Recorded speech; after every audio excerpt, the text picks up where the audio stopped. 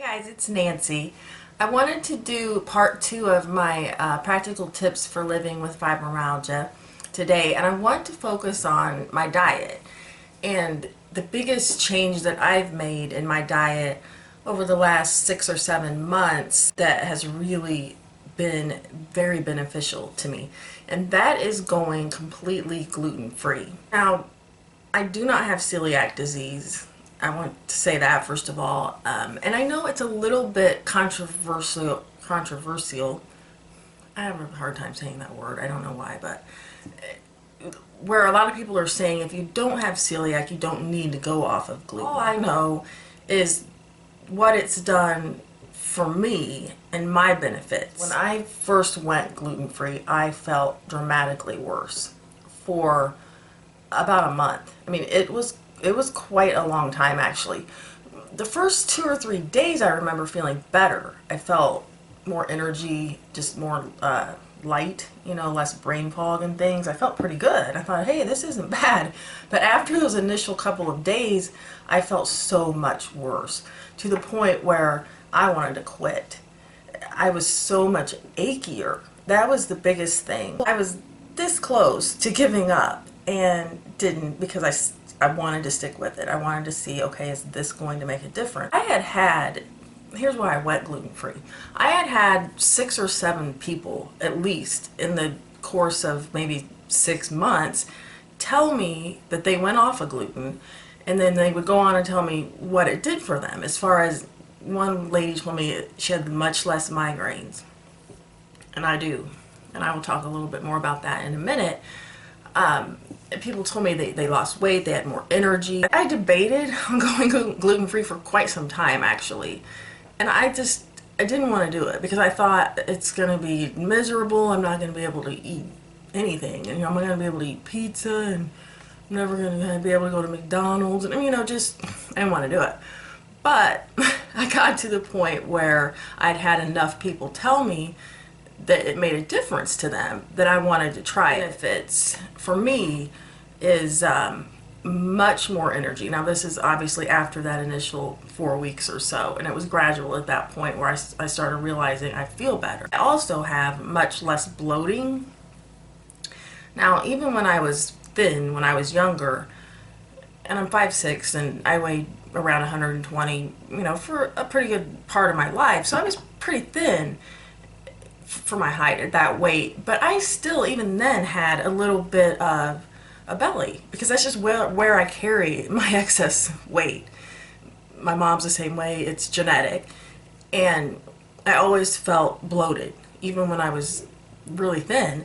I'm telling you, that bloating is practically gone. So I just don't get that anymore, and even during PMS I don't feel as bloated. It's amazing. I did also lose probably, I don't know, 10 to 12 pounds. I haven't weighed myself in quite a while, so I'm not sure, but I know at least 10 pounds that I kept off, and really, without trying to lose weight. It was just another benefit of going off of the gluten. So you just naturally lose weight, and it wasn't really a quick thing for me. It was just slowly over time, and I think that I still am, losing some weight, just very, very slowly though. And it's not really a goal of mine. I mean, I'll take it, but it's not something that I'm focused on. I'm focused on feeling better. Oh, I have much less cravings. I used to be a real sugarholic, and I just don't crave sugar anymore. I mean, sometimes, but not like I did.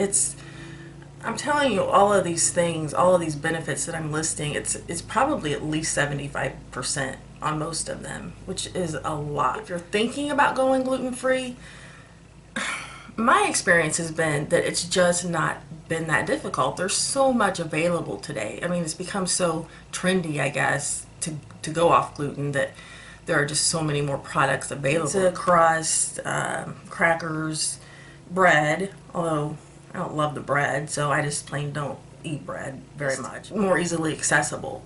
And if you want pizza, you can find pizza. I mean, we live out in the boonies, so there's nothing right out here that will deliver a gluten-free pizza or anything, but we go, 30 miles or whatever into town, and I can get a gluten-free pizza at a chain. they do make them. So really, and I still get a Happy Meal every now and then because I always liked Happy Meals. I know it's kind of silly. Not something that you're gonna, you know, eat way too many calories on because they don't give you very many fries and you get apples or yogurt now, and I just don't eat the bun. So I will do that occasionally, and you can have Wendy's chili. I mean, there are still, you know, quite a few things that you can have even at fast food places. Wendy's salads, most of them. I guess that brings me into what I do eat, and that is pretty much everything but gluten. I'm fortunate in that I like a lot of vegetables. We roast Brussels sprouts, you know, quite a bit. I really like them like that. They get sweet and they're really good. I mash cauliflower, boil it and mash it, and add about a tablespoon of mayonnaise or Miracle Whip with some salt and pepper, and I really like that. I mean, I like tomatoes and asparagus and about any vegetable you can think of. I like it.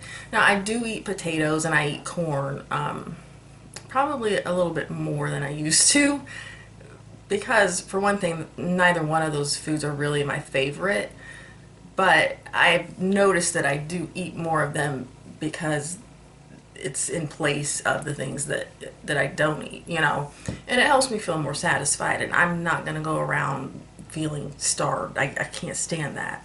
So I'll eat, you know, more of those things, I guess, than maybe I used to. A typical dinner would be grilled chicken, like boneless, skinless chicken breast, and maybe 2 vegetables, you know, maybe something roasted and then something fried. Like, I make fried green tomatoes, especially this time of year, because we have tomatoes in our garden.